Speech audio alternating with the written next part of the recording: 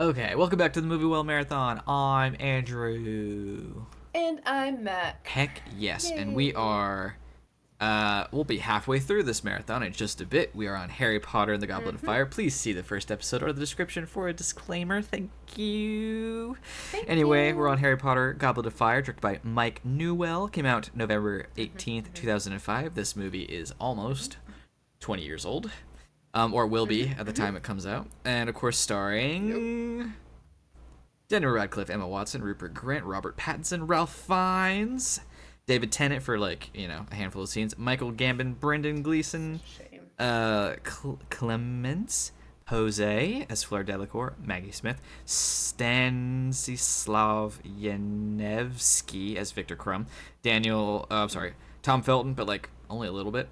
Alan Only Rickman, a little Gary bit. Oldman for a single scene. A bunch of other people. Robbie Coltrane, Miranda Richardson as Rita Skeeter. There's so many people. So many people. This could go on Lot of forever. people. So many people. There's a lot of people. But those are the really, really big ones. So, we are on Goblet of Fire. I am excited to talk about this one because I have, as we've done with this fun little project, there are things I realized in this I have not before, trying to really absorb it as I look at it as a movie, and I think I found some good and I've found some bad that I had not considered previously. And in perspective of the marathon, it's been really good. I usually walk away from this one with a positive perspective, so I think there's going to be some interesting things. That reaction says. No, sorry. Oh. I thought you were gonna flip there. I thought you were gonna say I usually Well- walk away positive, but this time was negative. As a whole, I come away with positive feelings. I've realized some things that I think are not aging super well, which we'll get into. But I'm excited for the conversation because, I mean, there's a lot of really good I think to talk about in this one, which is really exciting because we're doing a lot of new stuff, which I think is a positive.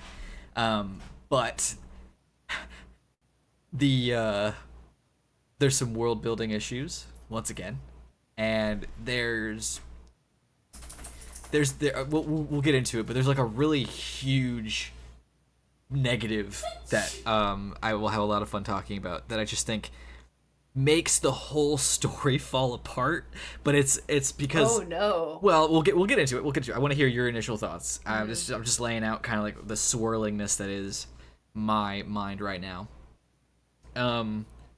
And part of me is struggling more and more to remember that this is young adult fiction. We are following the story of this one Not character. even young adult, arguably. Like this is a coming of for age kids. story. Well, that too, but it's Yeah, also coming of age. we're 14 now, so it's a coming of age story and so on. So I'm trying to remember that, and we're also we are not only are we following Harry's story, but we as the reader, the watcher, it's we're going. He's our perspective kind of thing. But I'm picking up on little things that annoy me, like little nitpicks. Like just one example is we're going to the Quidditch World Cup. That's great. That's wonderful. It's super fun. Only Ron is allowed to bring friends.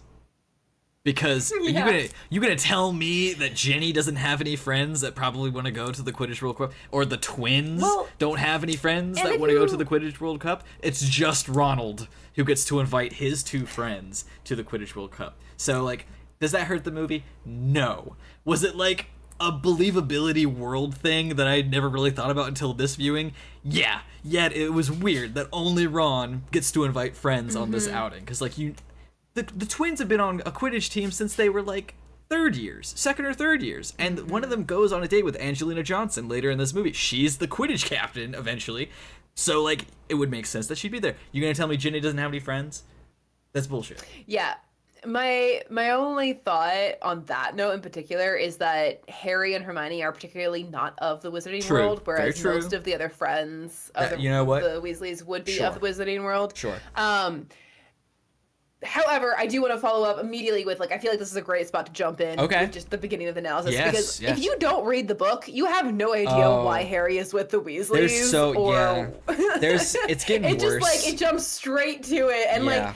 Honestly, if I'm being totally honest, I don't know if I really wanted the movie to waste his time explaining why Harry wasn't Same. at the Dursleys, because You I know? don't want him to be there. No. But at the same time, like, a quick throwaway line might have been appreciated. Like, well, I mean, we get a line. something. So, like, I mean, he does say that he got there last night. He wasn't staying with them all summer. Yeah, but that there's still, because we're not starting at the Dursleys for the first time ever. Yeah. It's like there's a question about, are you just living with them now? And even if he says that he got there last night, like, the Dursleys just letting that happen now. Like, there's a lot that feels like it goes kind of unacknowledged with that situation. Again, I don't know how much I would have changed that necessarily, but it does feel like a very sudden drop into a new situation that is not explained. And there is a lot of that in this one, because I think overall,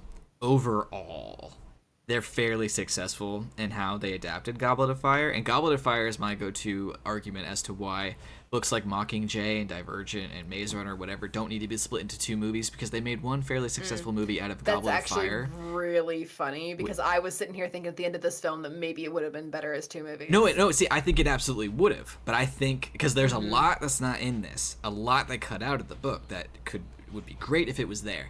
But I think we got the gist, and we got some really good stuff. So I think it was successful, and we get an okay, I would say, movie by trimming a lot of the fat. Whereas these other books, they add a lot of shit. They stretch a lot of stuff because it doesn't always fit into two. But anyway, there's a lot that they cut out. Some of it, like the Dursleys, I don't think matters as much. Some of it I'm 50-50 on, like Reader Skeeter being an animagus. Maybe we're not losing a whole lot there. There's a lot of the maze that's cut out, like the creatures that he deals with. There's a whole thing in Goblet of Fire, the book, where he learns all these defensive, and he learns hexes and charms and spells, like stuff that's also really good prepping for the next story. But we don't get any of that in this, so like there's definitely stuff that we're missing out on. Yeah, no, and I feel like maybe they realized through production the problem they were going to have with the amount of content they were dealing with, because it is absolutely baffling to me that you would cast David Tennant for a bit part. Like, I know. He, and like, for such a great, like, face character, too. Like, David Tennant's thing, whether or not you like him, he has a crazy, just, like, the way he moves is super unique. The way he expresses his characters is always over the top dramatic. And the few seconds he has as Barty Crouch Jr., like, he really sells the sort of like insane kid picture. And instead we get that character almost exclusively through the disguised lens of Moody, right? And which, he's like, it works, but it's not. It's also, but why would we choose David Tennant for the smaller part? Right, of this? It is a little weird. He also, due to Polyjuice Potion or acting or whatever, like on Barty Crouch Jr.'s part, he portrays Moody so well that it's like, okay, are we getting Moody, or are we not? Are we getting Barty Crouch, or are we getting Moody? It's a little confusing. And then when you watch the performance for Moody, it feels as if we're doing our very best Moody impression. But then if you get to the end of the film, you realize you have no idea who that guy is. Right. So, which is a little weird. Why do we have? It's kind of it's unfulfilling weird. In a way. But then, like, when you meet Moody later, it's like, oh, it was fine. He was just Moody. That's basically who Moody was. So there's that. But we do, looking at this as just a movie and taking, like, what we get and just that, glossing over completely how Barty Crouch Jr. got out of Azkaban is, I think, a bit of a bummer. I don't think they should have very completely... similar to Sirius, yeah, honestly it is, and that's both an unfortunate thing, I think. You could have added a handful of minutes to explain or explore that. I do think it's a bummer that we don't have Dobby at all, because Dobby was in this in the book a great deal. But anyway, let's try to reel it in. Let's talk about let's move forward. Cedric jumping out of a tree is so funny for his very first appearance. Yes. I love it. Keep it.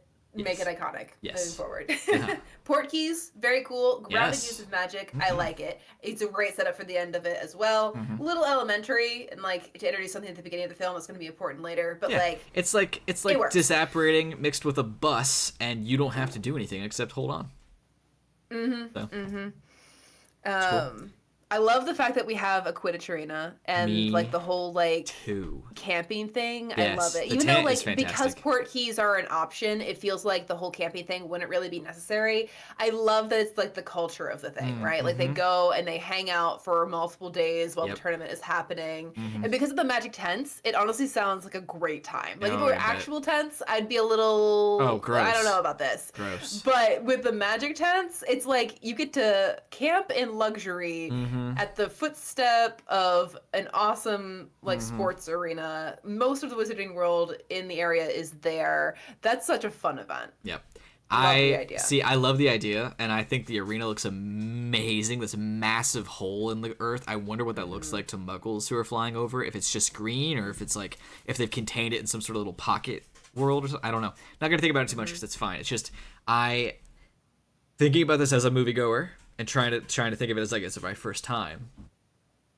It is supremely disappointing we don't get to see the game.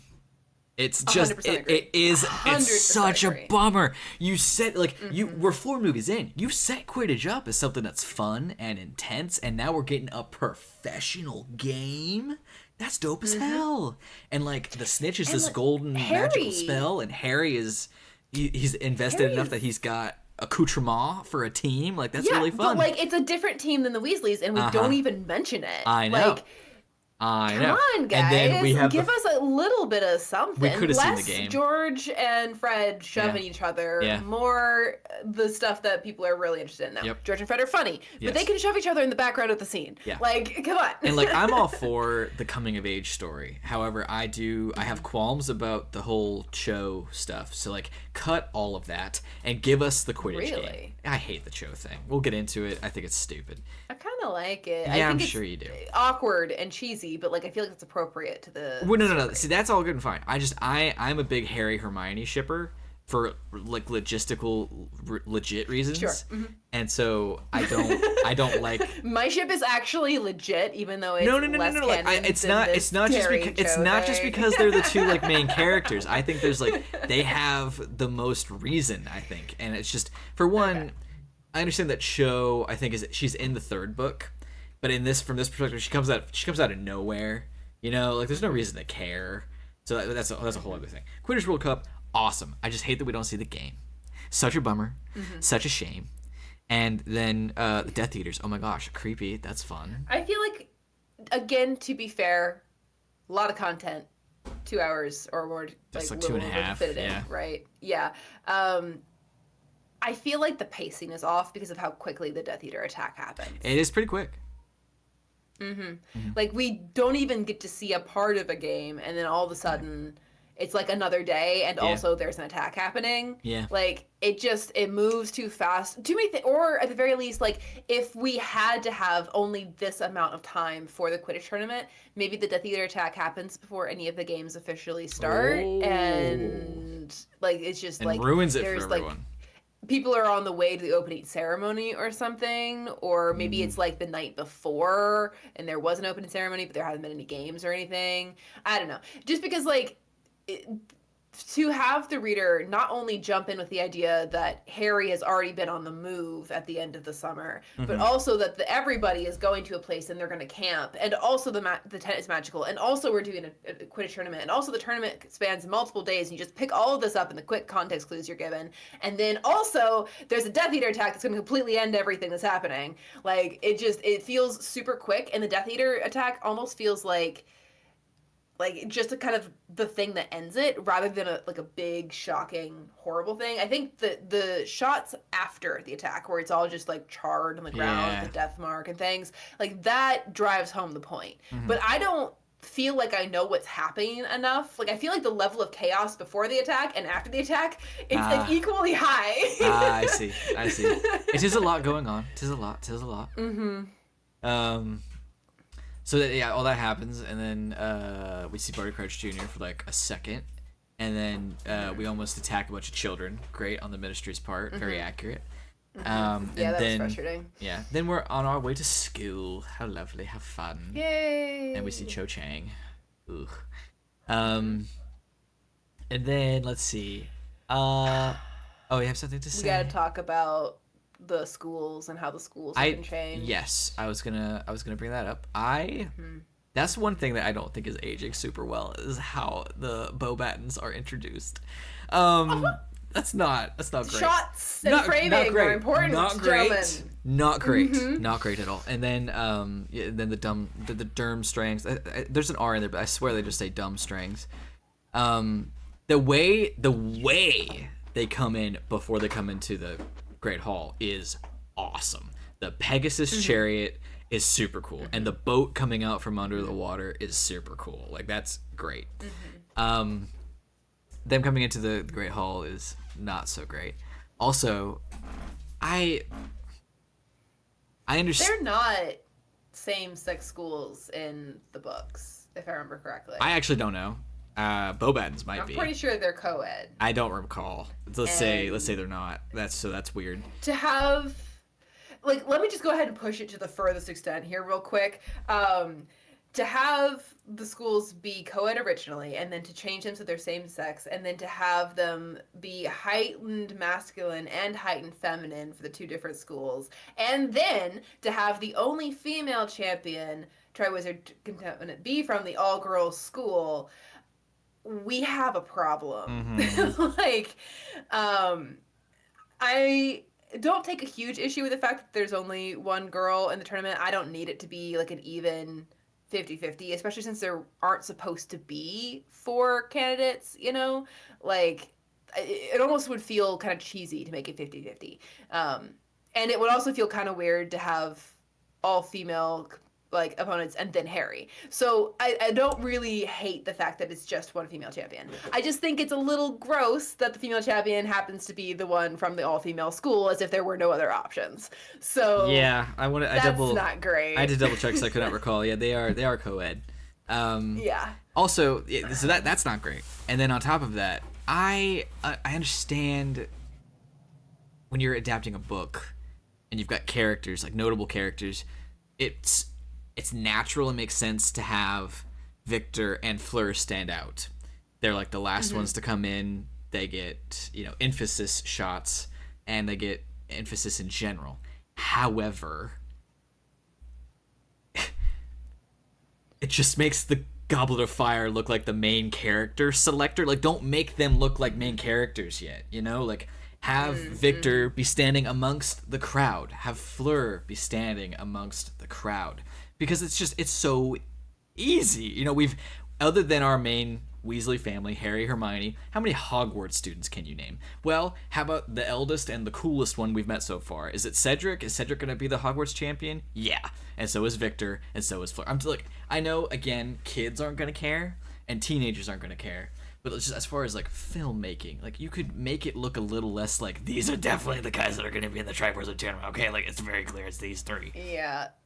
I agree with you. The way I've kind of patched that in my brain is that it's very clear to me, at least in the envoys presented in the hall, that this is not the entire school. It's just a, like, selection of students brought from the other school. Sure, which to me suggests that they have already decided who their most likely contenders are going to be. And even further than that, those who are even more expected to be the contender would be given some sort of special thing for their entrance.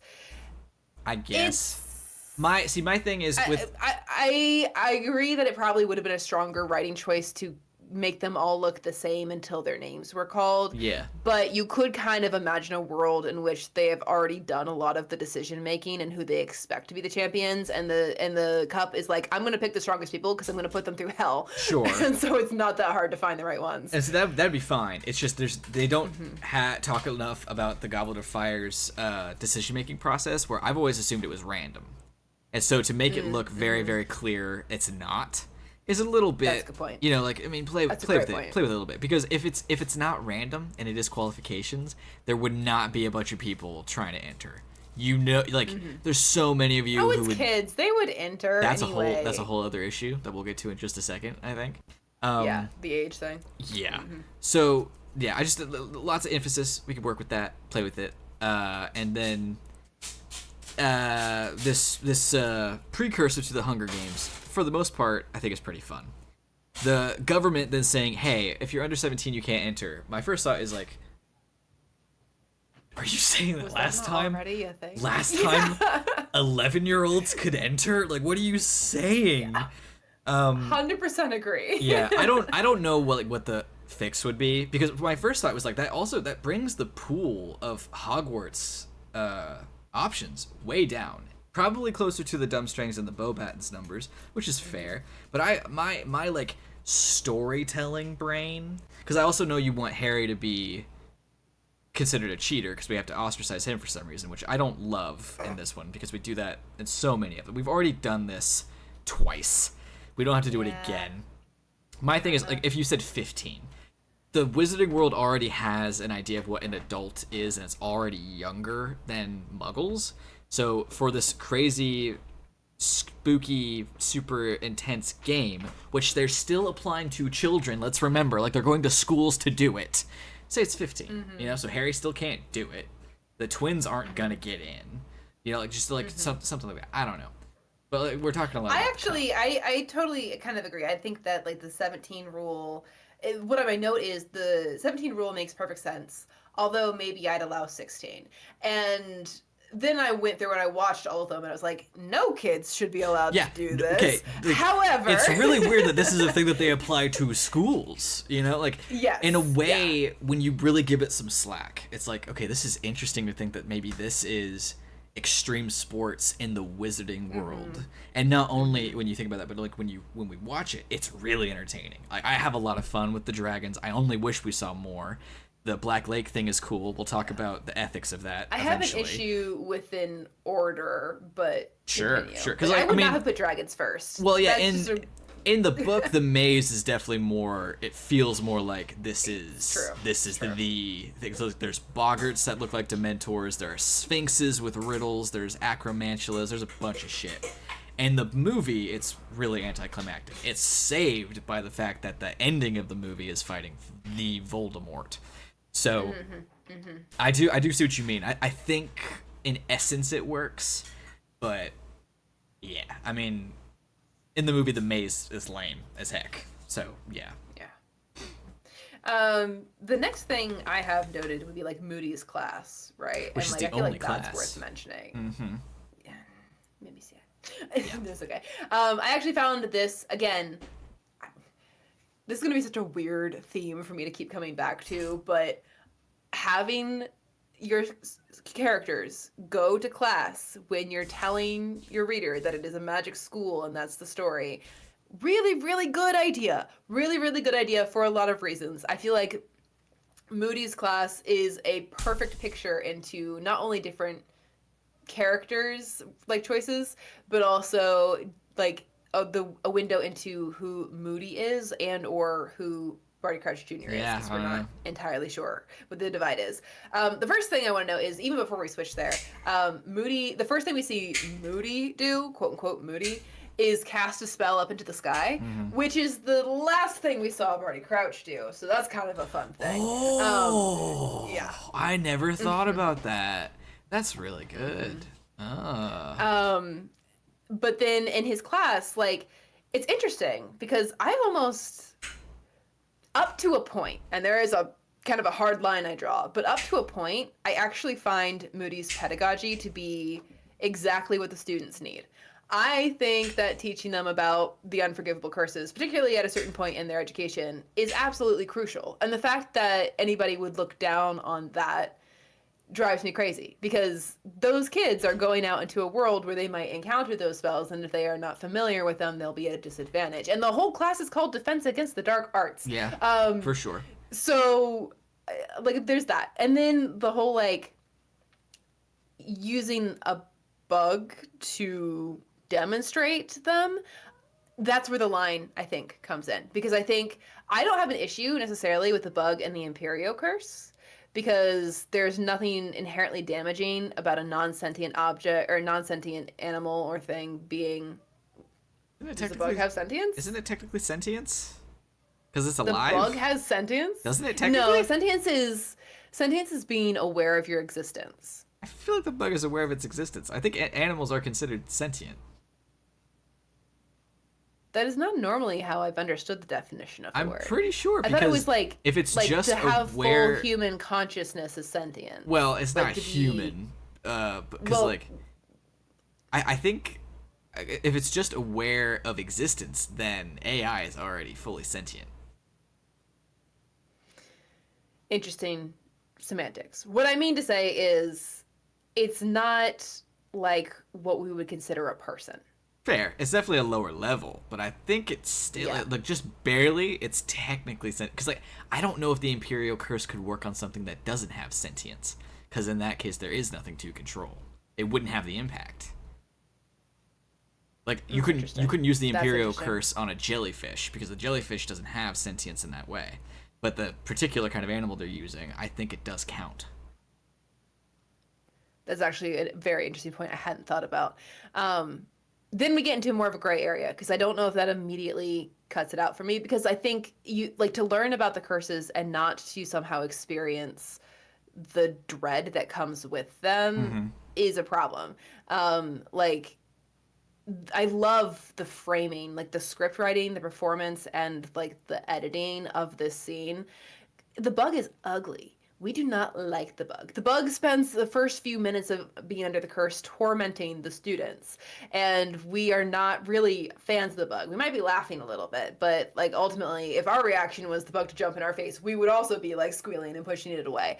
And then in an instant, when the bug's life is threatened, Yep. and we can see that it cannot resist, Yeah. we are It's a good scene.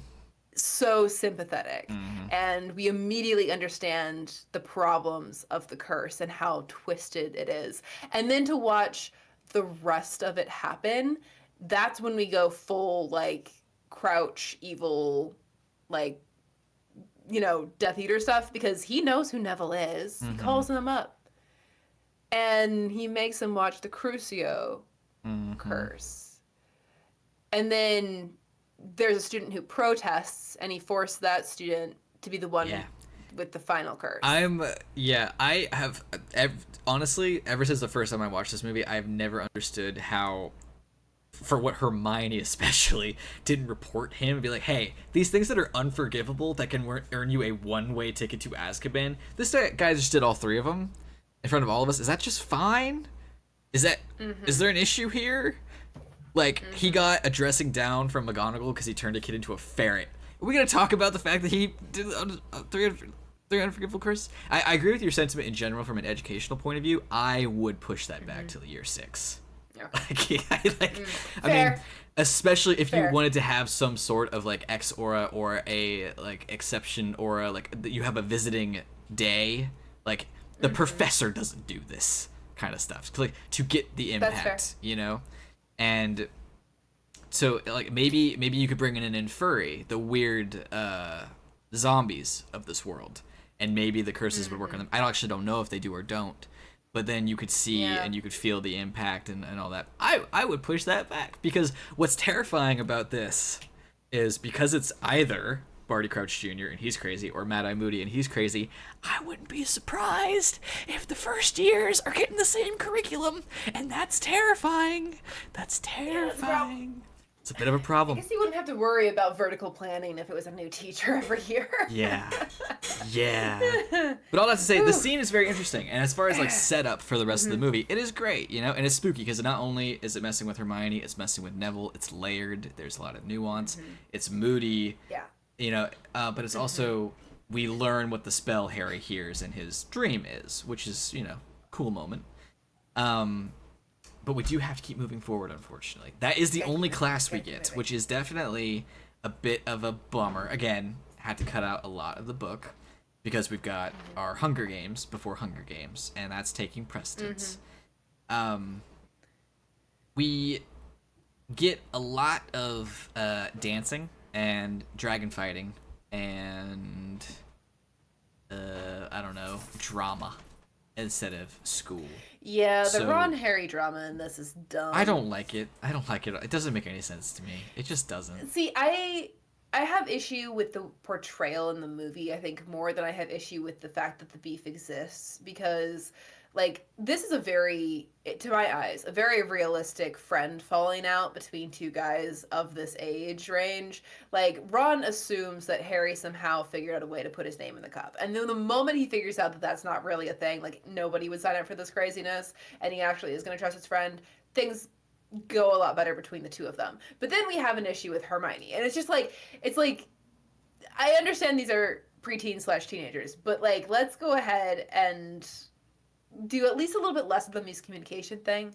Like Ron being immediately upset with Harry, even though Harry is clearly showing signs of emotional distress, is very jarring. And once again, like it's like they're, I don't know if it's just me because I'm looking for it, but like it's like they're intentionally trying to make it so that Ron never is there for Harry when he needs him to be.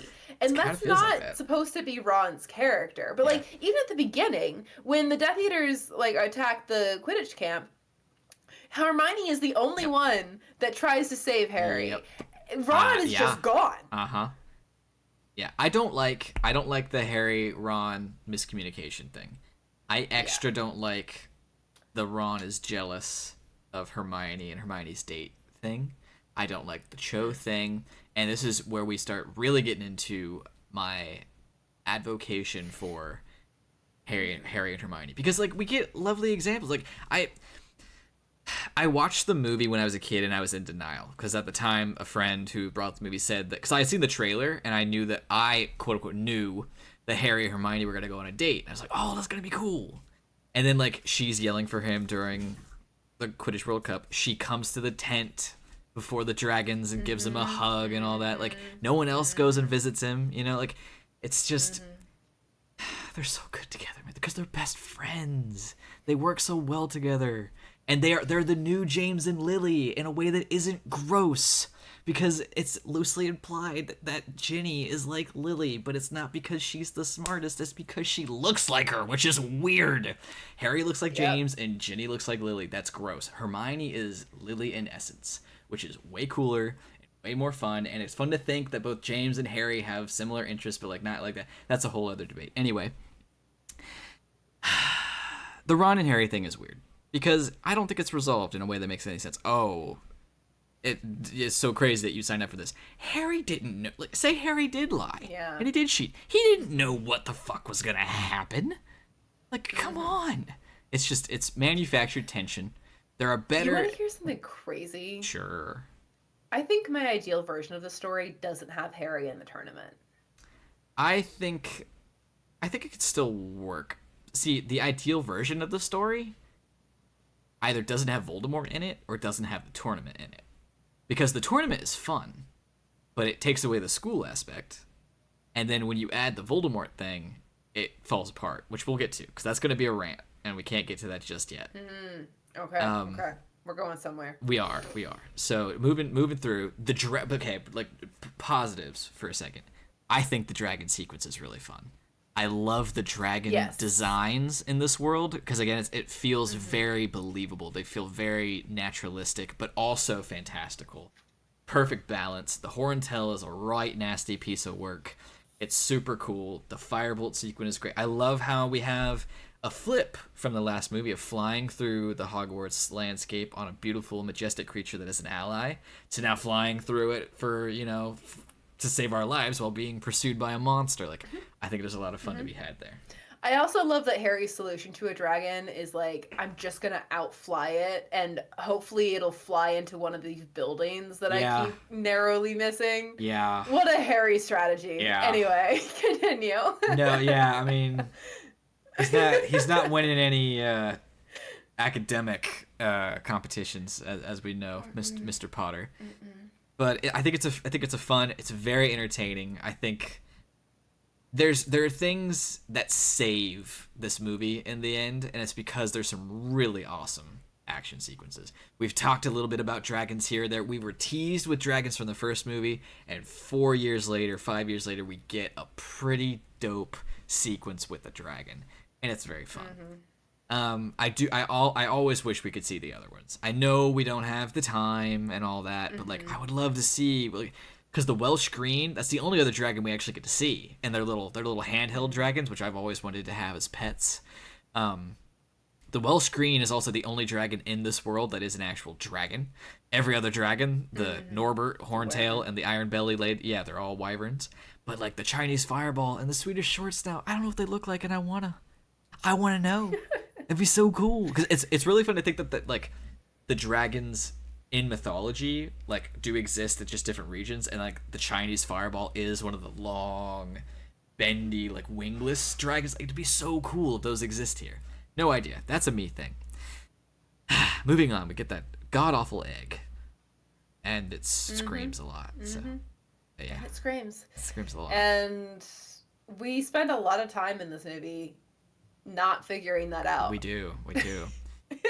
And of course Cedric's our bro, but we find out later that Cedric didn't figure it out later. Like when you remove that aspect of it as well, where Moody has like rigged the whole thing, this is terrifying. Because all these children died. Like, ugh. Yeah. It's rough. There's also... Oh, go ahead. I've been going for a minute. I mean, there are a couple of things, like, technically, Moody's class is not the only class we see. We also see dance class. You're counting the dance class? That's not a magical class. Okay, you're right, but it does provide the kind of storytelling and context I'm looking for from like a class scene, which is that we get small character moments from everybody. True. And I also it randomly hits on something that I know is not a popular opinion, but I really genuinely feel in my soul that we should have like formalized dances that everyone learns. Everyone should know how to do like, I don't know, a waltz or a foxtrot. I don't know, something. Let's pick one. Because once people know what they're quote unquote supposed to do, they are far more likely to involve themselves in the activity. We have like a cultural problem right now where nobody feels like they know what they're supposed to do, and so nobody's doing anything. And I think that having prescribed steps, or at least common places that everyone culturally understands, like everyone learns this one type of dance, is a really good way to sort of like break the ice in involving people. And I know that there's like awkward moments that come from, especially, they really play up the awkward teenage thing with like, dancing with a teacher and everything. But I still feel like it's worth it. Like, I feel like it would be beneficial for everybody to know. And we do kind of still have similar cultural touchstones, like you could say like line dances, like I don't know, shuffle or all that. They kind of count. They would fall under that umbrella. But I just feel like we've decided that the ways in which we get together in community and express ourselves is not something we're ever going to consider important enough to make sure every person has access to. And because our communities have broken down and we are far more individualistic than we ever have been before, I think it would be good to put dance classes and similar cultural things back in schools. Okay. Personally. Preach. That's completely not connected to the movie. I was going to say, let's remember we're talking about Harry Potter, but like that's a fair critique on our culture. Fair critique. But yes, I mean, I can see what you mean about the scene, and I can appreciate it. Have you done the math on the implications of that scene? You're going to have to explain that. Well, McGonagall is teaching the House of Gryffindor how to dance because she is head of Gryffindor. So all the which would mean that Flitwick would teach Ravenclaw, and Professor Sprout would be teaching Hufflepuff, which loosely implies that Severus Snape is teaching the Slytherins how to dance. Is that happening? No. No, it's not. He hired someone else for sure. No. But it's really fun to think that he's there telling them, hey, do it. Like, I don't know, something like that. Well, kind of on that note, I feel like Snape's a bit in like the study hall or test-taking situation that they have him in for a bit there, where they're all in the Great Hall and he's like having focus. It's a great bit because it's happening in the background, but you can see a lot of different layers of Snape's character in it. Like, he completely ignores someone setting fire to the table behind him. And instead, he keeps focusing on the trio, particularly Ron and Harry, and kind of over-policing them. Fun, smart writing. I love it. Small moment. We can continue. Good stuff all around. It's also the dance is the dance. The dance is the dance. It's fine. It's very coming of age. It's fun. It's fun to see Hogwarts in this. I feel like it guess, is poorly directed. I really do. I feel like the edit comes together poorly for the dance. I think it might just be that the whole thing is cringy because of what Harry and Ron are going through. I think there's a better way to pace that part of the story. I feel like we just kind of get like quick snippets that are all given equal weight, and it doesn't fully. I don't know what Hermione's referring to when she says that Ron spoiled everything. I don't know why she's upset, because she and Crumb are fine later. So I don't know what it is he's supposed to have done. Ron is supposed to make a scene. I'm pretty sure it's in the book.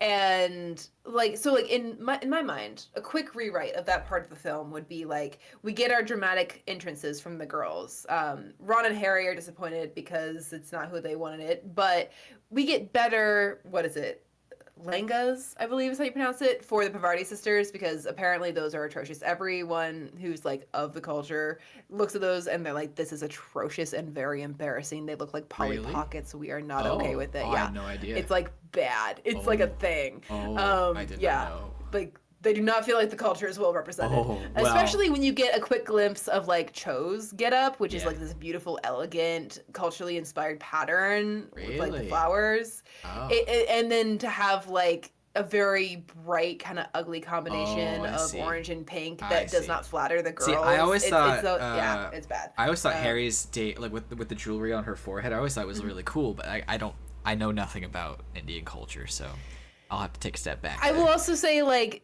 I think there's an intentional effort to make them look like teenagers at a teenage dance, or even like not like fully teenagers, like I mean they are kids at a dance. teenagers. Because I mean, look at Ginny's get up. That's. So yeah, I don't know how to feel then. I don't know if it's being fully insensitive or if it's being accurately young and cringy.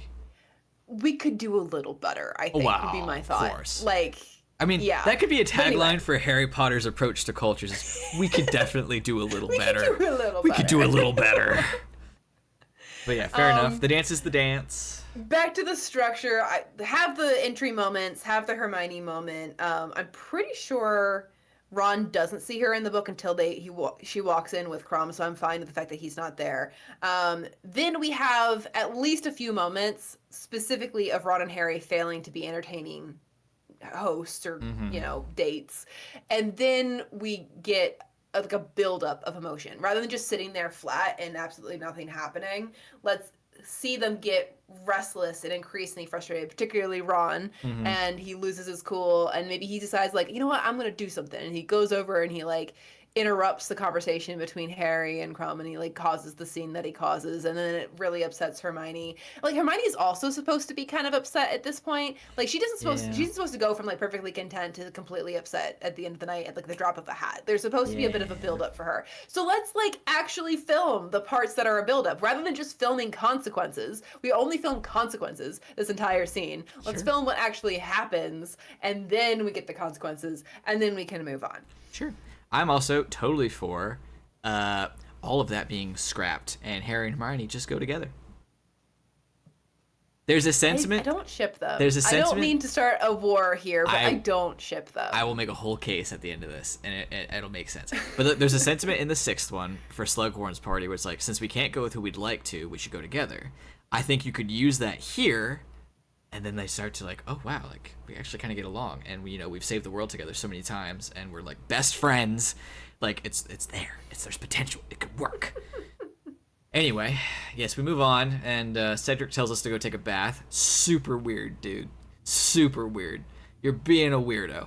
Didn't need to do that. I could have put this in a bucket, and it would have been fine. Like, my God, dude.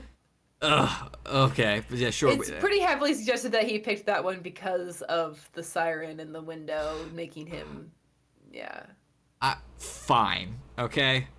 Sure. But also, Myrtle makes it sound like it took him forever to figure that out. So, yeah, whatever.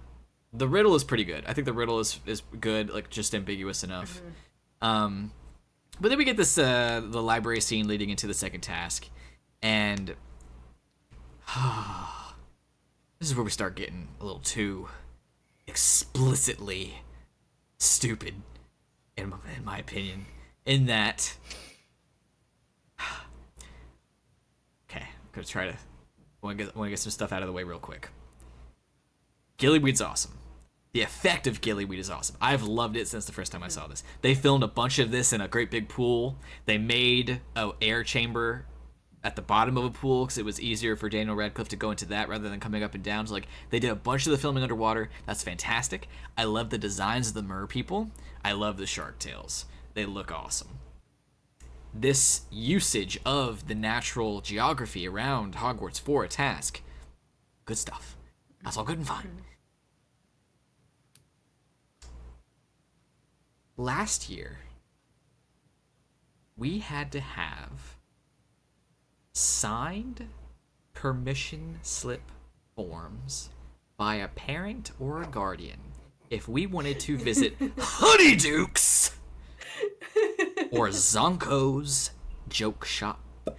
I'll bet you $1.50 that Hogwarts did not reach out to the Granger family or the Weasleys as to whether or not they could put their children into a magically induced coma and put them at the bottom of the lake.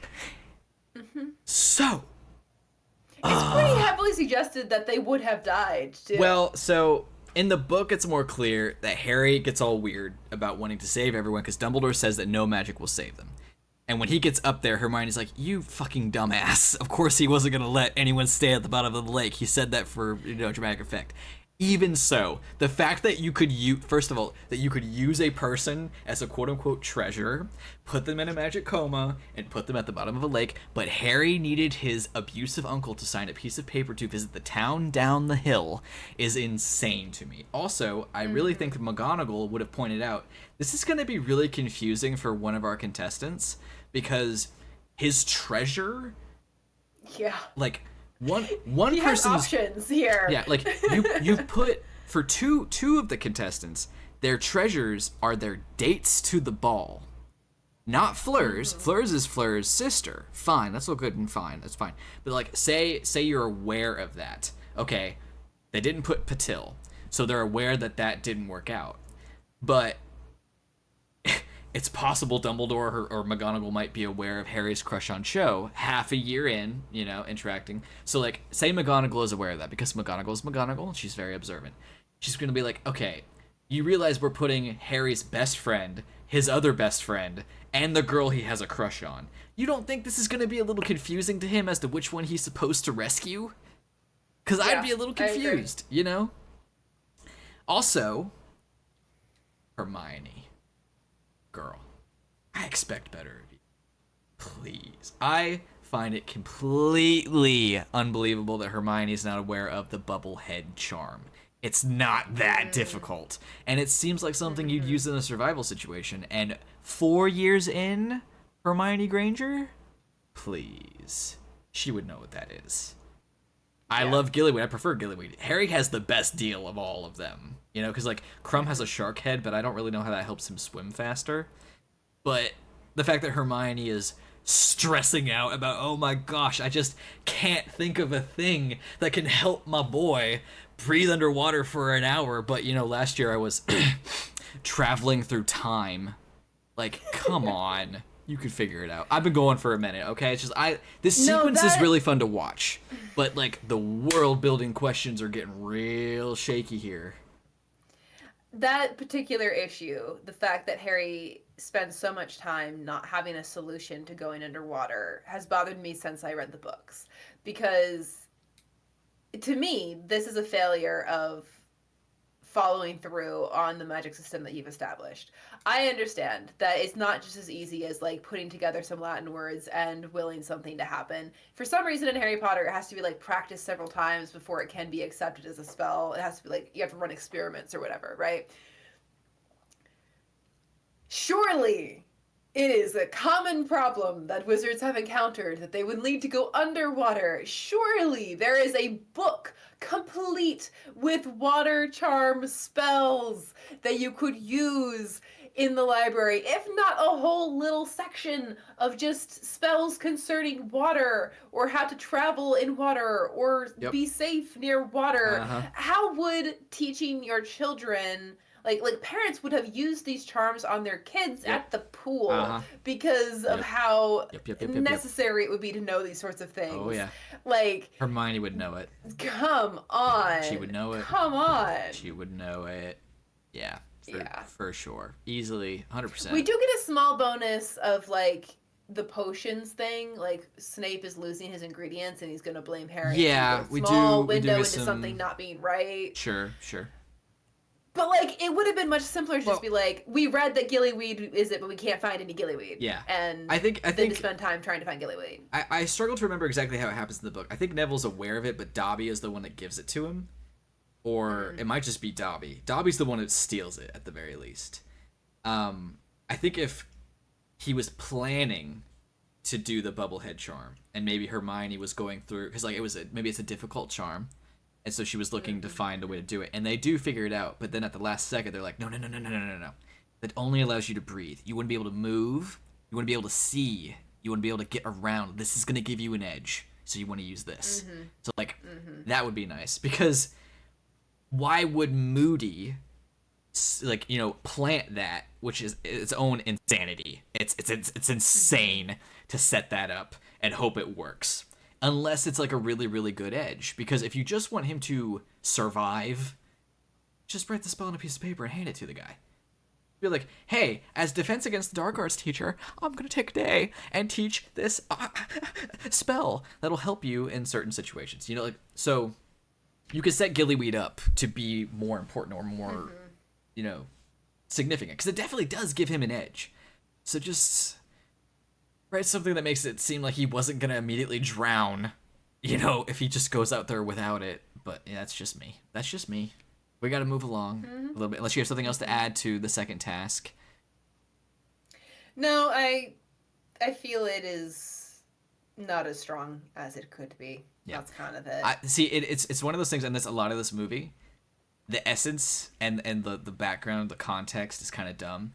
I'm thoroughly engaged because I think it's awesome to get into the Black Lake after 4 years, to see this the mer people. It's very adventurous. I'm loving it. We're getting a lot of new stuff in this franchise and in this story, so I'm thoroughly entertained. But if you sit back and think about it, it's like, this is so unethical in so many ways. Like, even if you want to argue for some reason Hogwarts has some sort of... they're allowed to put their students in problematic situations, I feel like Fleur's sister is maybe 12? And she's not a student. The hell? Yeah. This is, why was the last one a golden egg, and this time it's a fucking person? Like...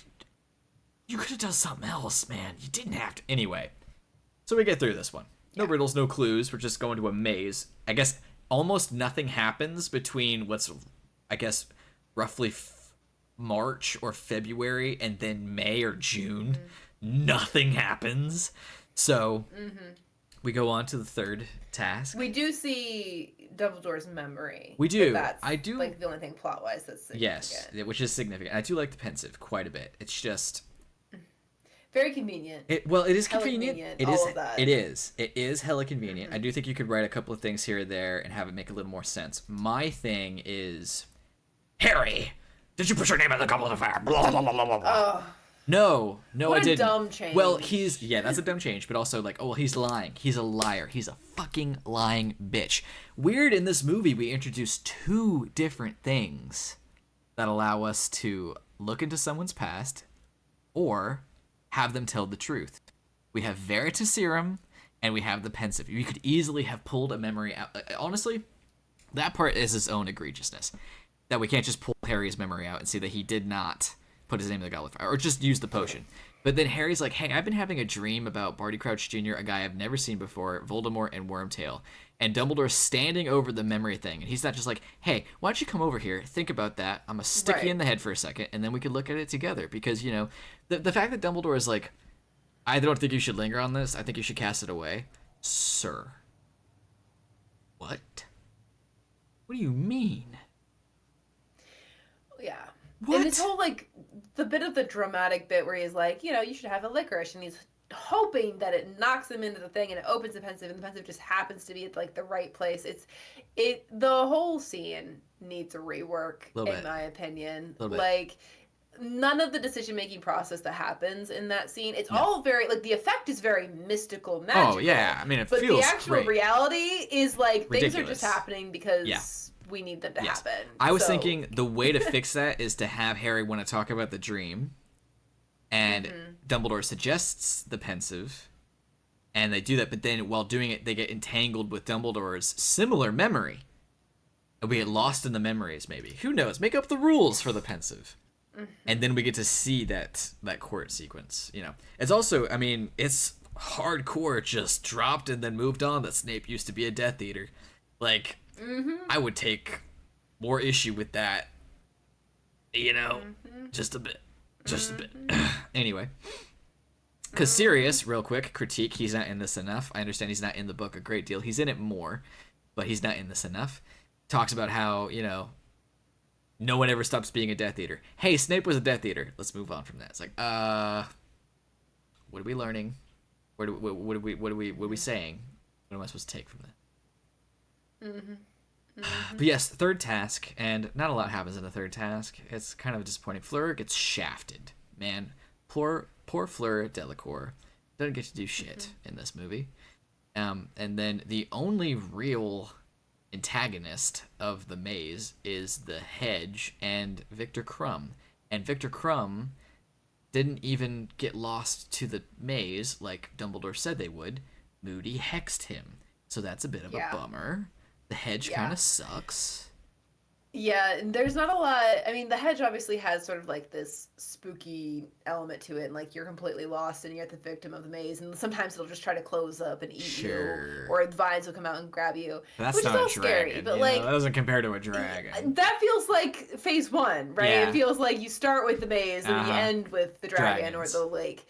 But I really do feel like there are a lot of good character moments in this, right? Like, Fleur aside, because you're right, she's completely screwed over by this narrative. In fact, to have her do so poorly in these challenges, and to have her be the only female champion from a school that only has women, it's a little sexist. The whole thing is a problem. Like, one or two of them would be like a red flag. Red flags being not condemnation, just like a hey, what are we doing?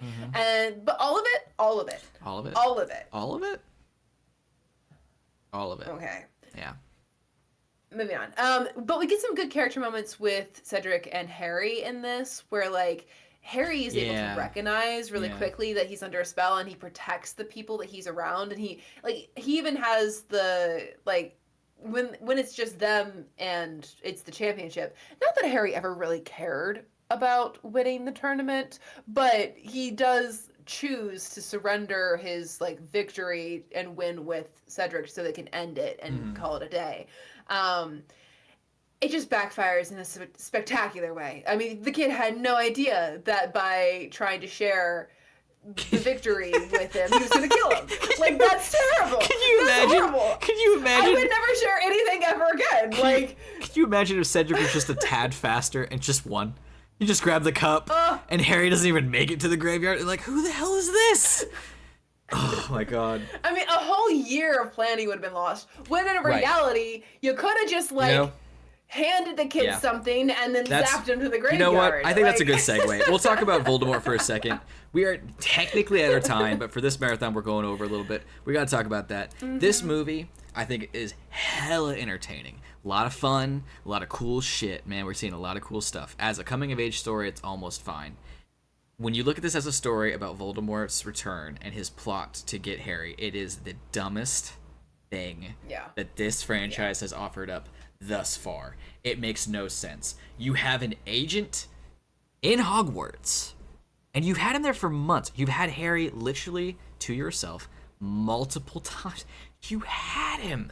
Now, I don't remember exactly from the book if there's some sort of thing, there's some reason as to why it had to be then, but I honestly don't even care at that point. It makes sense. You have the boy. Grab him. Turn him into a ferret. You can do it. Put him in a cage and leave. Like, there's no reason. It doesn't even matter if you get seen doing it. No. Because it's not you. No. Yeah, exactly. You have... It doesn't make any sense. It's ridiculous. It's drowned out by the fun of the tasks and the holy shit moment of Voldemort's return. It's like, that's cool. We've been, we spent multiple movies, and as readers at the time, we built this character up. It's really cool, and Ralph Fiennes is doing really great and all that. But my God, is it stupid. You have Moody setting all these things and setting all these real subtle dominoes to have Hagrid suggest that he show Harry the dragons. As if he wouldn't have done that anyway. Let's be honest. You know? And him bewitching Crumb, which I think takes away from the fun of the maze. Like, I don't know, man. I just don't know. Kind of like how I mentioned, like, well, okay, I should note, I actually do really like the tension and the tone shift that is present at the end of this movie. I feel like the performances are excellent. Like, nothing is as creepy as that graveyard scene for a number of reasons. And sort of like the fallout of it too is excellently done. Like, their arrival back and people celebrating, not realizing that. I know, and that gets me kid. every single time. Yeah, every single time. The guy who plays Amos Diggory gets me every time. He's doing real well. His performance is great. Yeah. And yeah, it's a standout thing. Like he's only there for a couple of minutes the whole movie, and yet when I think about this movie, I think about his performance. The reactions of everyone one of the top too, like Hagrid and like Dumbledore realizing a little bit before everyone else, and even Snape's reaction. Honestly, always gets me a little bit because usually with Snape, I'm always like, you motherfucker, you're such a fucking bitch. But then there's like a handful of like those little moments because Alan Rickman was so great, which it's like, oh, you do have a heart and a soul. So like it's it's a powerful moment. Yeah, the choice to have him come back for the immediate celebration and then the hard shift, that I think most effectively communicates that we are entering sort of like what I'll call the war phase of the franchise. Yeah. And I like it's perfectly done. It's a really good scene. And then the fallout, Harry gets to be a little smart when he notices I didn't say anything about a graveyard. And all that. The other stuff that's logically inconsistent starts to hit around there. Yeah. But you needed polyjuice potion ingredients, and your plan was just to consistently steal it from the potion guy, and you didn't expect that to bring in any alarm bells to the school. All right. I guess technically you did get away with it, but eventually you ran out, right? Yeah. And that sort of thing bothers me. My ideal version of the story, like I said before, is one where Harry is not a part of the tournament, where we focus on him doing something with a tournament in the background. So, like, we still get the cool, exciting things, but what Harry and the gang have to do is they're convinced that the tournament, for whatever reason, something's wrong about it, and they're trying to spend most of the time in the story protecting the people who are in the tournament. And everyone's like, dude, this is a tournament. It's fine. This is like par for the course. And they're like, no, we saw a dark mark or something, right? Give them a reason to be concerned about it. And then maybe we do have an agent in the school, but the agent's not close to Harry. He's been spending most of the story trying to get closer to Harry, gain his trust, get him to a place where he, like, maybe he, like, you know, offers an opportunity to study, like, out in that secluded forest a couple of times, and Harry keeps turning him down for various reasons, but then eventually we do get that contact. It would make a lot of sense for Cedric to be sort of like a new important character. We could still have his tragic death at the end. It just, I don't feel like Harry needs to be in the tournament. The only reason he needs to be in the tournament is for this manipulation, which, as we just discussed, is really dumb. So, see, I think like, I don't know. If you move some stuff around a little bit, and I don't know how much you'd want to, because it probably falls apart, but if you make most of this movie what 5 is, even though 5 hinges on 4, I understand, but just bear with me for a second, where Voldemort's not fully back yet, but he has enough essence that he can connect to Harry's brain, because he does. That's how we get the dream. And so we spend some time, you know, with Sirius and all that, and we're going through maybe a regular school year. Maybe Umbridge is apart because the Death Eaters are getting worse and worse. And so, the government's trying to cover that up, which would still be relatable. But it ends with the kids going to wherever because of Harry's vision, and Voldemort and everyone scoops him up, and they do the ritual spell thing there to bring Voldemort back, because Voldemort's barely in the fifth one. He's only there at the very end anyway. And then the fifth one is the Triwizard Tournament, and someone confounduses the Goblet of Fire to put Harry into it because they want to kill him. And someone, Harry, Hermione, or Dumbledore, they realize, like, this is their doing. They want to kill you in a way that is public and also completely out of their hands. So like no one is blamed. Mm-hmm. And so we're gonna do our best to help you survive because of the binding magical contract, which is fucking stupid, but whatever. We're gonna gloss over that for a second. I think that would work. I do like that quite a bit. I think it'd be fun because it's really. That's a much more of a major rewrite than I was thinking, but it works really well. It's super fun to have Harry in the tournament, and it's super fun to think that they use that to try to kill him.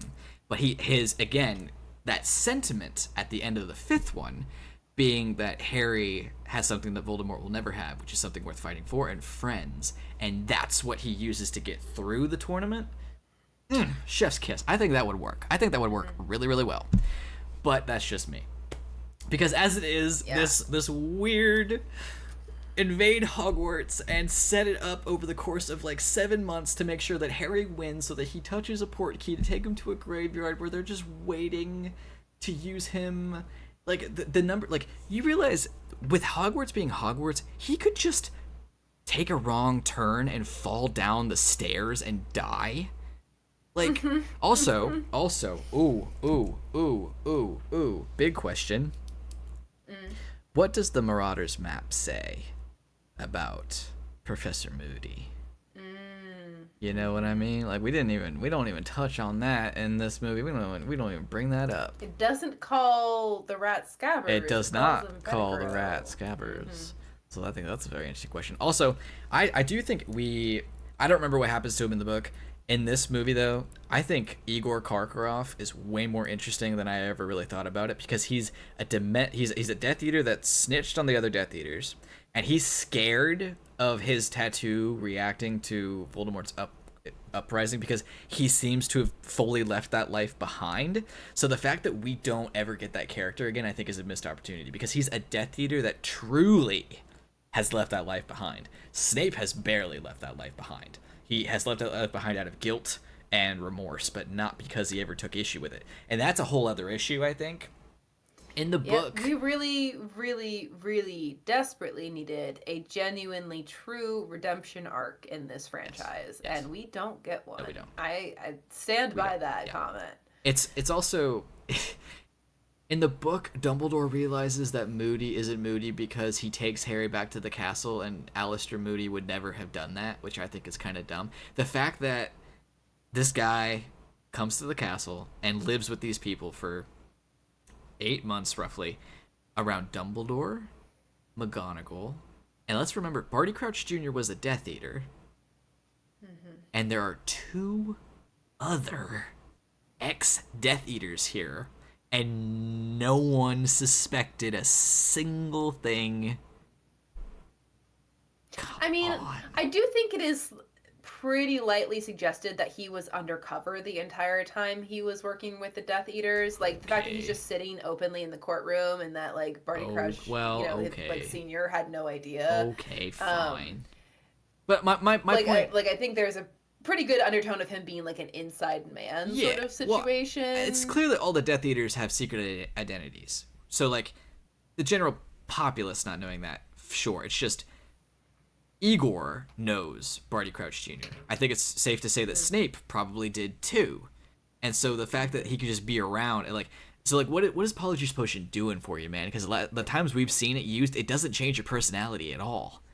So he's either a great actor, or it's magic, or it's a new aspect of the potion, or he's not acting. Like, Moody isn't like that. Moody is just that crazy. Yeah, or my point is he's not acting. He's just that crazy, but he's also Barty Crouch, and no one picked up on it. Dumbledore didn't pick up on it, Snape didn't pick up on it, and Karkaroff didn't pick up on it. Well, and I feel like that's a weakness of the storytelling too. Like, because we're unclear on that particular point, I feel like trying to understand what decisions are being made because he's Crouch and what decisions are being made because he's trying to pretend to be Moody are completely lost on the audience. There's absolutely no way to know what is Moody and what is Crouch. And I think that's a problem in your storytelling because for all intents and purposes, Moody was like a fully made up identity in this film. Like, there is no Moody as we know him. No, there is no Professor Moody. And that, I don't know, to me, that should have a bigger impact on the way that we understand the story. Like, we're just supposed to accept the fact that it was a really good performance for whatever reason. Yeah. And I have an issue with the fact that Moody essentially has no personality. It's just, I don't know. And Moody is such an interesting character too, and the fact that we do see him in 5 and 6, or 5 and 7, is he in 6? No, he's not in 6. Off the top of my head, he's not in 6. He's so interesting that it's kind of a bummer that this whole movie spent with him. It's not him. So I feel like have Moody, but have Barty Crouch be Cedric or something. You know, like take over someone else. So, or maybe not Cedric, but like a character we already know, to add some insult to injury, to add some salt in the wound. Yeah, one of like Draco's Goonies would be good. Or like... I don't Cho. No. No. I don't know. Just someone else, you know? Or like, you know, this is where it would benefit us to have a wider cast, an even wider cast, but like, you know, teachers. If we had been to multiple classes, there had been like a different history teacher that we kind of encountered, throw in a history teacher. You know what could be really funny? You can't exactly, but if they had done Lupin, Lockhart, or Quirrell, if Quirrell hadn't died, and it's like, whoa, we broke the curse. We have a returning professor. It's like, don't. It's not the same guy. Yeah, that would be good. And that's part of the twist. Particularly if it was, Lupin, I think, we Lockhart. Because... Lockhart. Yeah. Well, I think Lockhart for the same reason, but in a slightly different way. Lockhart was never fully, like... We didn't fully ever trust that guy, right? But then... to go through amnesia, which our characters witnessed, not only would that raise skepticism at him being like a complete person again, but it would also provide a reason for him to be a completely different person. And so like the whole time the kids are sitting there questioning like, is this legit or is this a scam? And they have no idea like how to even sort of add framework to their understanding of this new version of Lockhart because of how deconstructed Lockhart was at the end of the last time we saw him. That'd be interesting. Yeah. I like that quite a bit. Could be fun. There's something there. So yeah, I mean, we're getting closer. At the end of the day, as I've said, I have a lot of fun with this one. It's super cool. They put a lot of effort into it. If you don't pay attention, yeah, it's good. It's just the story is dumb. It's really dumb. Like. The pieces you have to put together to get Harry to the end of this thing is so stupid, and there's so many other ways to do this. This is not smart. And I don't feel like the the direct plot that is happening is weak. The interpersonal characters are having dumb interpersonal conflicts. Like the interpersonal relationships with the characters are having dumb conflicts. Rita Skeeter, which is the one character that would maybe have kind of united us, gets ignored. Yeah. And, like, we drum up and focus on weird points in the story rather than, like, really elaborating on things that I do feel like need explained. The only saving grace this movie really has is, like, some of the performances and the tournament itself being interesting to look at. Because we discussed off episode, this is where like the names get really dumb because the Goblet of Fire sounds cool, but like it's not really an important part of it's no different than drawing names out of a hat. It's not that important. You know, Harry Potter and the Triwizard Tournament would be really cool, and it would be funny because it's got try in the name, even though there's 4 contestants. Like that, it's way more significant. And additionally, like this is like. A good comparison would be like if the first book was named Harry Potter and the like Sorting Hat. Yeah, exactly. Like, there's only important for a second, and then later it goes away. We only have the Goblet of Fire around for a week.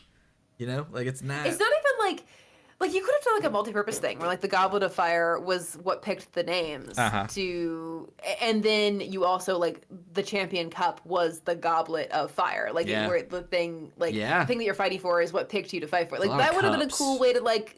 Yeah. But instead, we're, like, gonna separate the two things, and we're gonna name the book after one of the things. And it's... Whatever. It's not my world, not my books.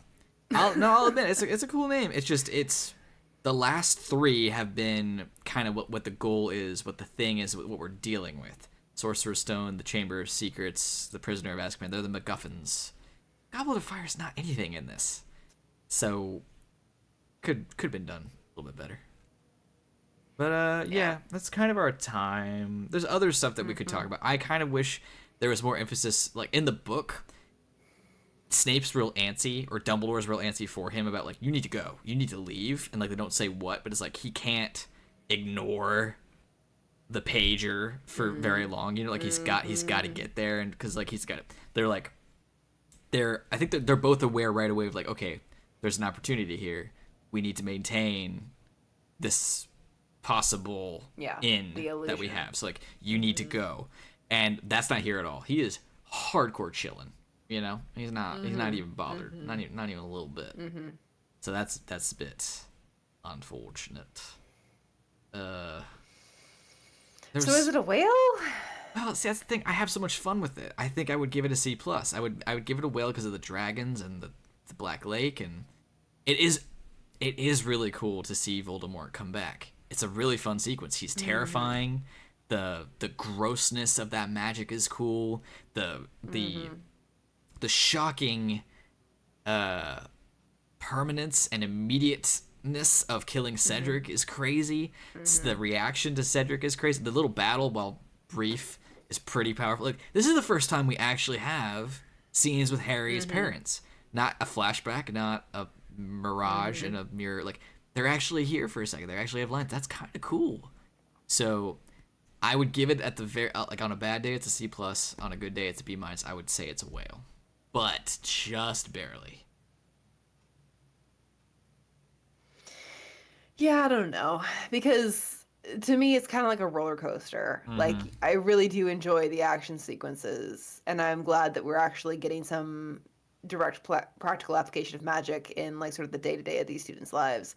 But it makes so little sense to me, and the interpersonal issues are so frequently present, and I do feel like the directing is worse, maybe just because of how awesome the directing was so good. in It's Prisoner of Azkaban, but, like, I just feel like we're getting weird beats every now and then. Like, we get arguably the most important stuff, but it just feels like it falls short in the more subtle sides of things that are significant. Like, Rita causes them real issues. Hermione gets so upset that she traps the lady in a jar and shakes her. Like, that's another thing I am we're just not gonna put that in there. Okay, that's one thing I am excited about. Another of a short list of things I'm excited about for the show, if we do get, like, everything is to see that subplot, because that is fun. But yeah, so I don't know. It could be a whale on a good day, you know? C+? Yeah. Cool. Well, that is us for now. I really do love the sentiment at the end of the movie where Dumbledore says, you know, you're not alone, you have friends here. I really hope we don't backtrack on that immediately.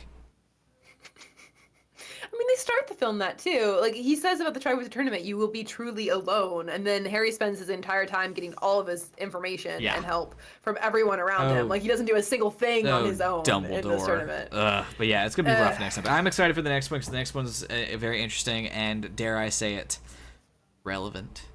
So we'll get to it next week. So bye for now. Bye.